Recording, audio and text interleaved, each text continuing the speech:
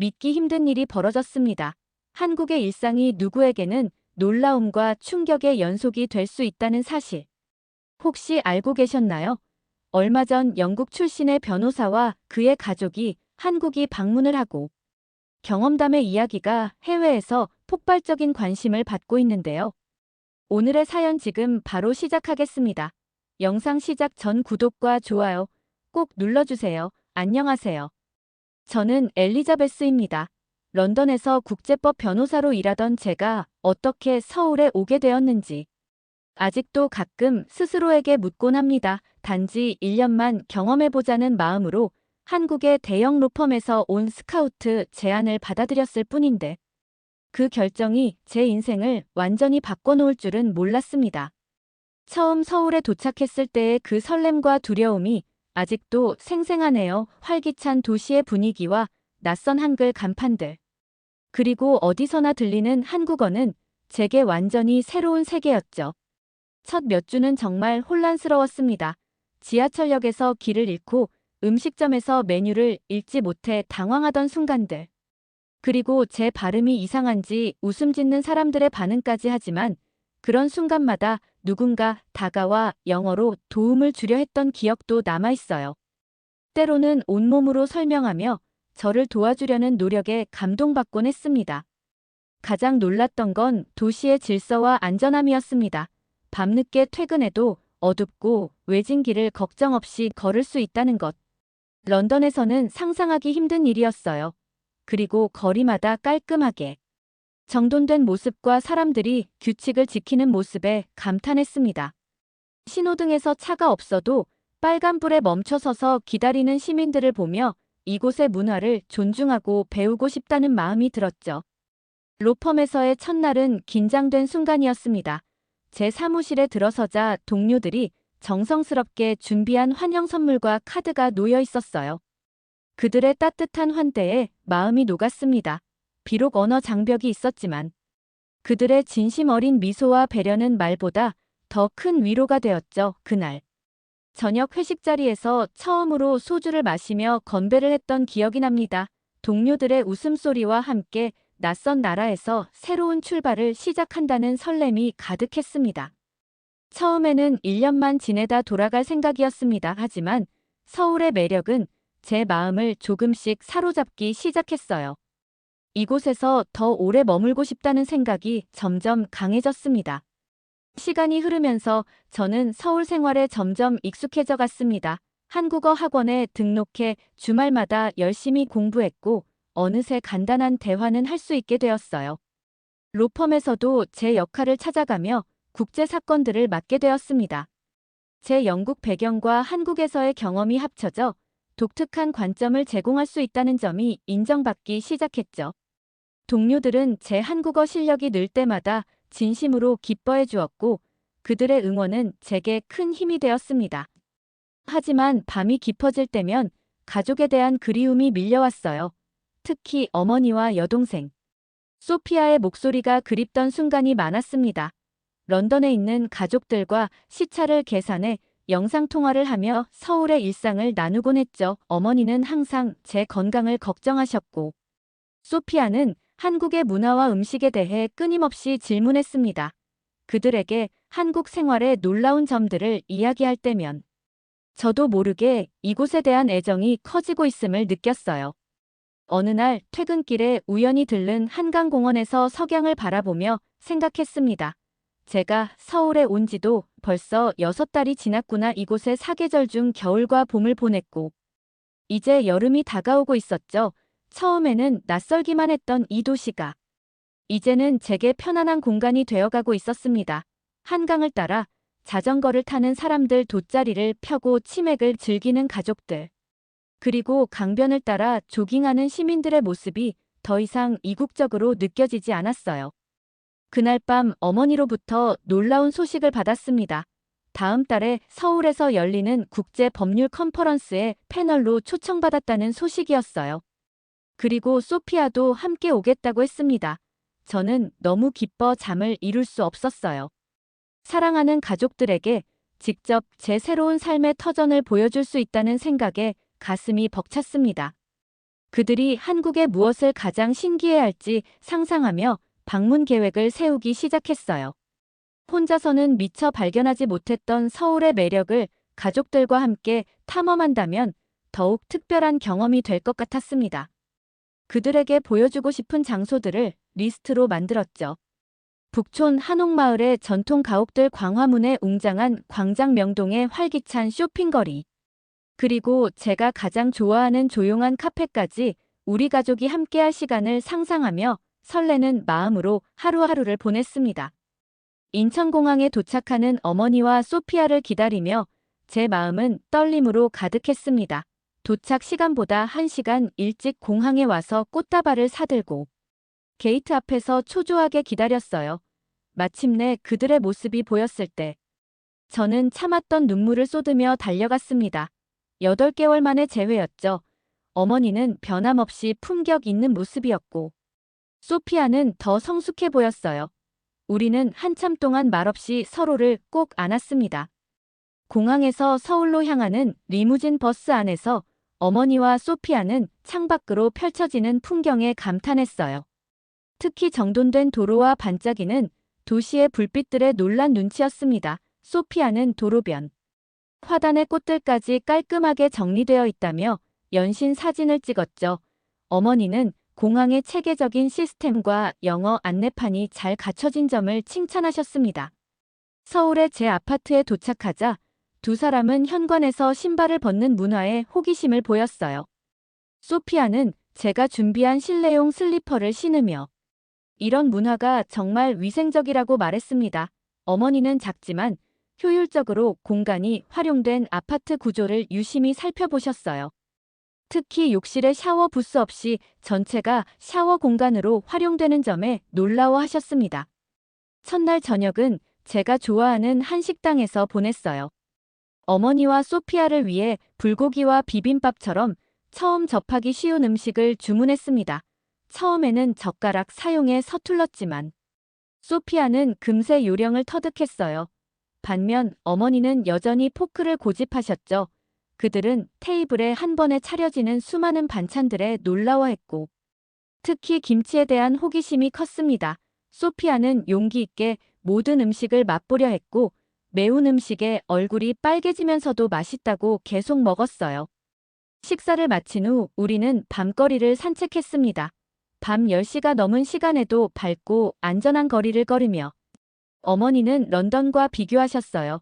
이렇게 늦은 시간에 여성들이 안전하게 걸을 수 있는 도시가 흔치 않다고 하셨습니다.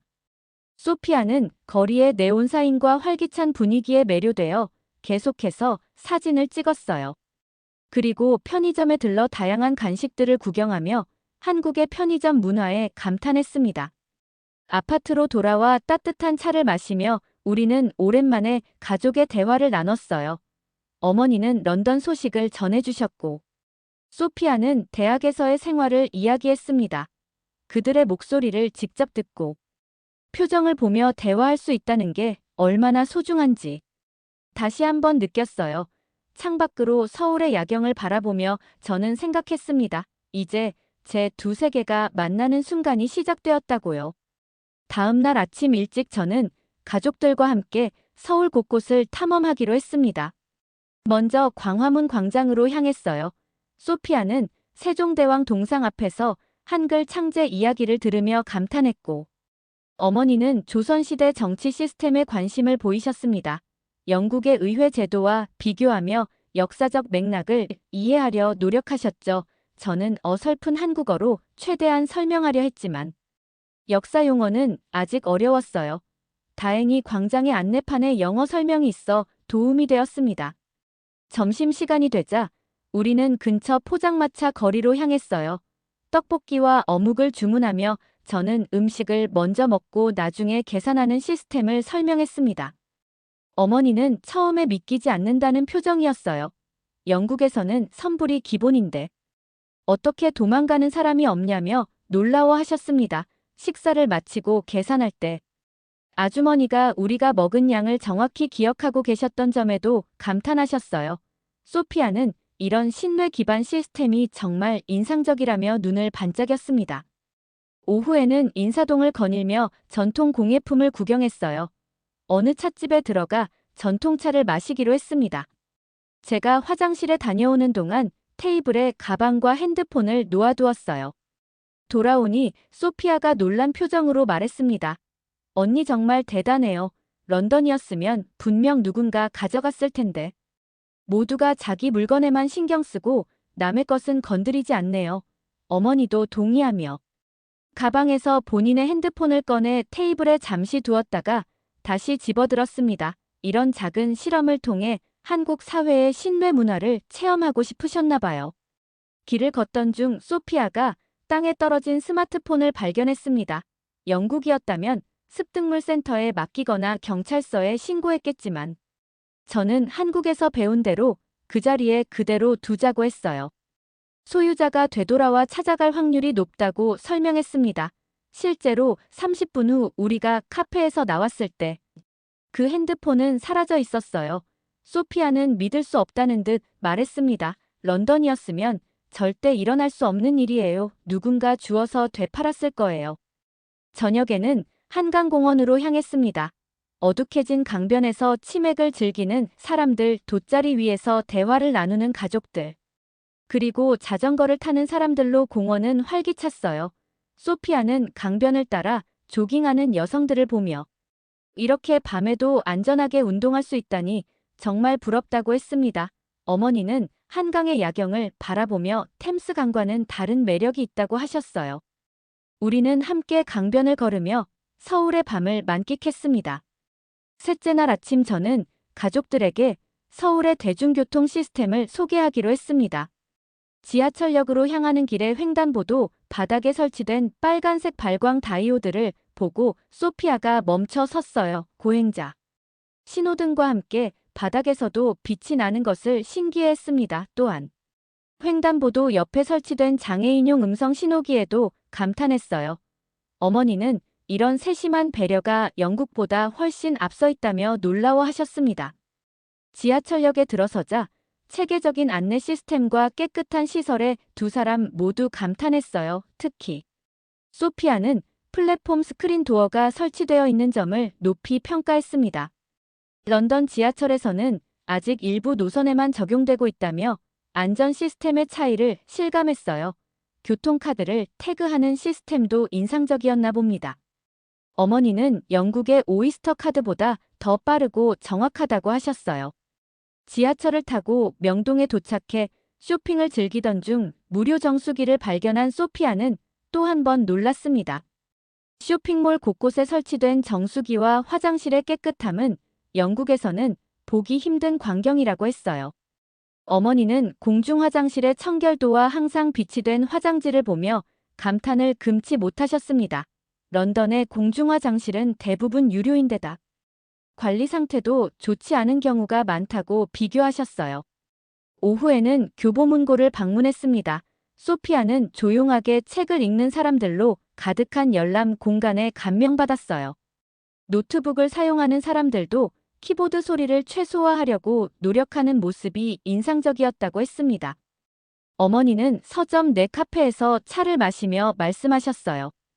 이런 공공장소에서의 질서와 배려가 당연시되는 문화가 정말 부럽다고요. 소피아도 동의하며 영국에서도 이런 문화가 정착되면 좋겠다고 했습니다. 저녁에는 강남의 한 식당에서 삼겹살을 먹기로 했어요. 공기청정기가 설치된 깨끗한 공간과 테이블마다 있는 호출 버튼 시스템에 어머니는 또 한 번 감탄하셨습니다. 음식을 기다리는 동안 소피아가 질문했어요. 언니 여기 모든 것이 이렇게 효율적이고 세심한 건 왜일까? 저는 한국의 빠른 산업화 과정과 실용적인 문제 해결 방식에 대해 설명했습니다. 어머니는 고개를 끄덕이며 말씀하셨어요. 모든 시스템이 사용자 중심으로 디자인된 것 같다고요. 식사를 마치고 나오는 길에 소피아가 갑자기 멈춰서서 말했습니다. 이 모든 게 당연하게 느껴질 정도로. 언니는 여기에 적응한 거구나. 저는 그 말에 잠시 생각에 잠겼어요. 정말 제가 영국에서는 불편하게 느꼈던 많은 것들이 이제는 일상이 되었더군요. 효율적인 시스템, 공공장소의 질서 그리고 사람들 사이의 신뢰 이 모든 것이 제 일상의 일부가 되어 있었습니다. 아파트로 돌아오는 길에 어머니가 조용히 물으셨어요. 엘리자베스 정말 여기가 너의 미래일까? 그 질문은 제 마음 깊은 곳을 건드렸습니다. 어머니의 질문은 밤새 제 마음에 울려 퍼졌습니다. 아침 식사를 준비하면서도 그 질문에 대한 정직한 답을 찾고 있었어요. 소피아가 아직 자고 있는 동안 저는 어머니와 발코니에서 차를 마시며 대화를 나누기로 했습니다. 서울의 아침 풍경을 바라보며 제 진심을 이야기했어요. 어머니 솔직히 말씀드리자면 저도 처음에는 단기간 경험이라 생각했어요. 하지만 이곳에서 느끼는 안정감과 소속감은 런던에서도 느끼지 못했던 것이었습니다. 물론 언어 장벽이나 문화적 차이로 인한 어려움도 있어요.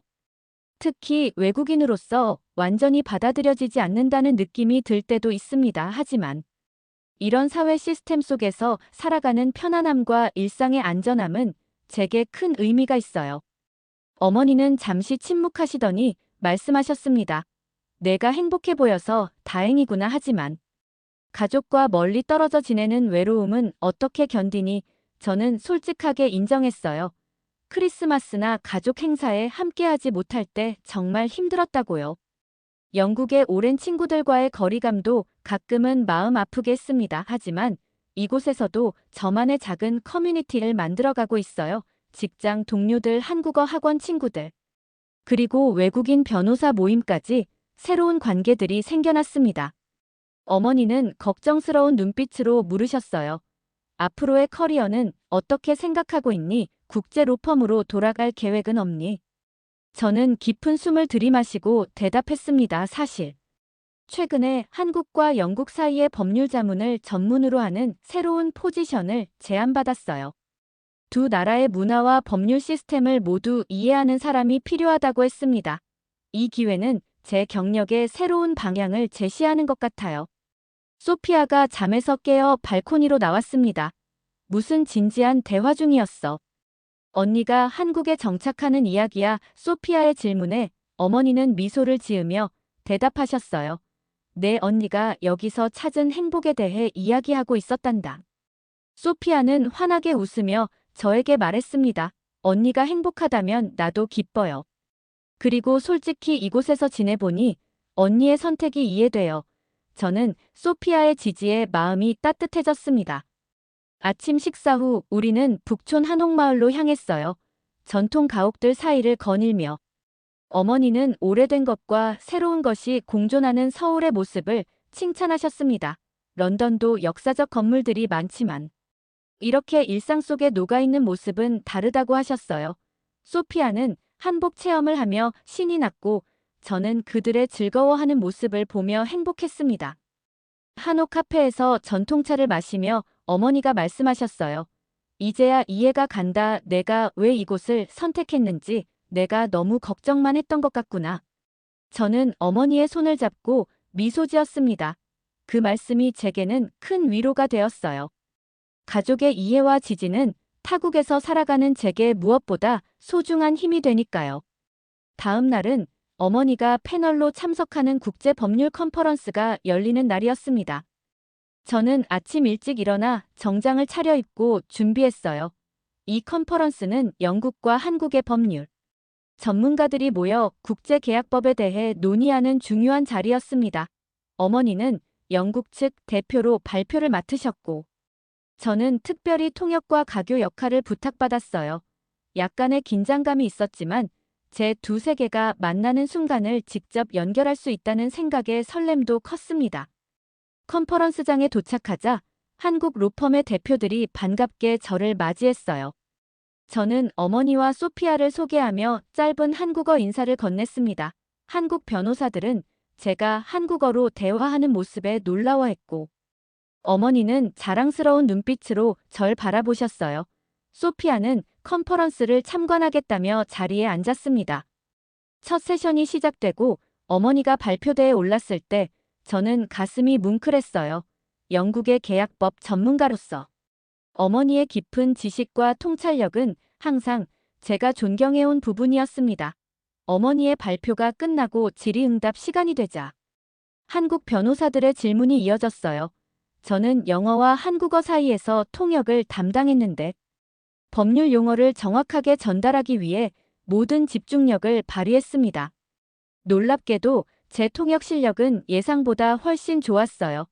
양국의 법률 시스템을 모두 이해하고 있다는 점이 큰 도움이 되었습니다. 복잡한 법률 개념들을 한국어로 설명할 때도 자연스럽게 표현할 수 있었어요. 중간 휴식 시간에 한국 로펌 대표가 다가와 말했습니다. 엘리자베스 씨 정말 놀랍군요. 한국어 실력이 이 정도일 줄 몰랐습니다. 당신 같은 인재가 우리 로펌에 있어 정말 다행입니다. 오후 세션에서는 제가 직접 발표하는 시간이 있었어요.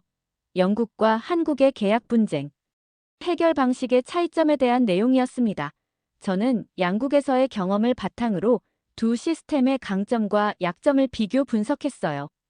발표를 마치고 보니 참석자들의 반응이 뜨거웠습니다. 질문이 계속 이어져 예정된 시간을 초과했어요.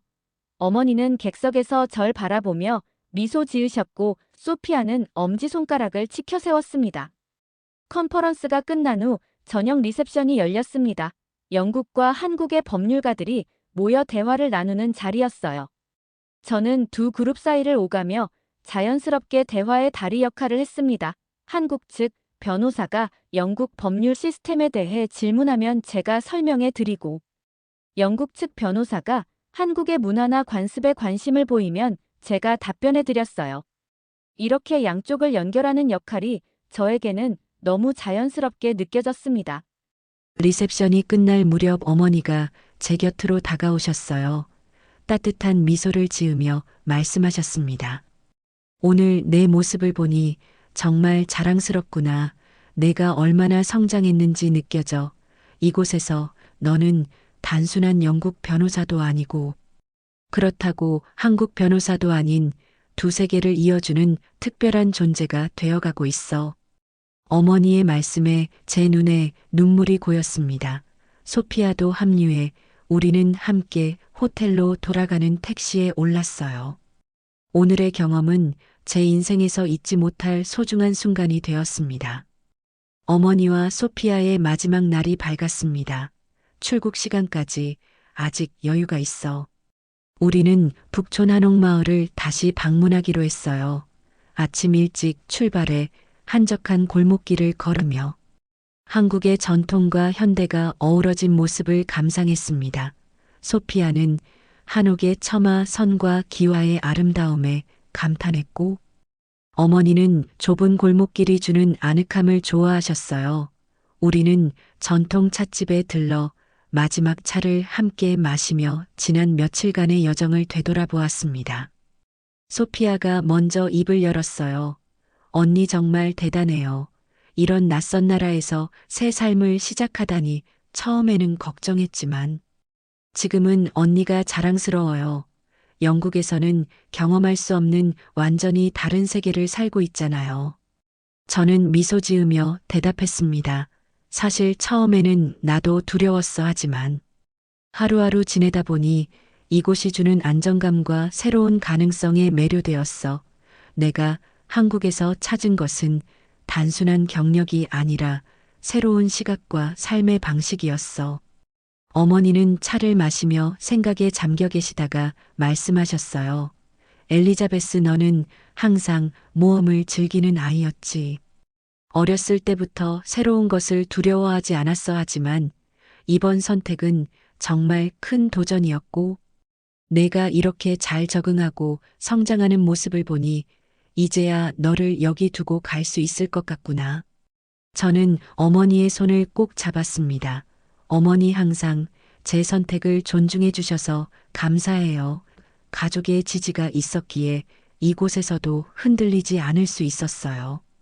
북촌을 나와 우리는 경복궁을 찾았습니다. 웅장한 궁궐을 배경으로 마지막 사진을 찍으며 소피아가 말했어요. 언니처럼 나도 언젠가 한국에서 일해보고 싶어. 어쩌면 인턴십 같은 기회가 있을지도 몰라. 저는 소피아의 어깨를 안으며 말했습니다. 그럼 우리가 서울에서 함께 지낼 수도 있겠네. 정말 멋질 거야. 소피아는 환하게 웃으며 고개를 끄덕였어요. 시간이 흘러 어느새 공항으로 향할 시간이 되었습니다. 인천공항으로 가는 리무진. 버스 안에서 창밖을 바라보며 어머니가 말씀하셨어요.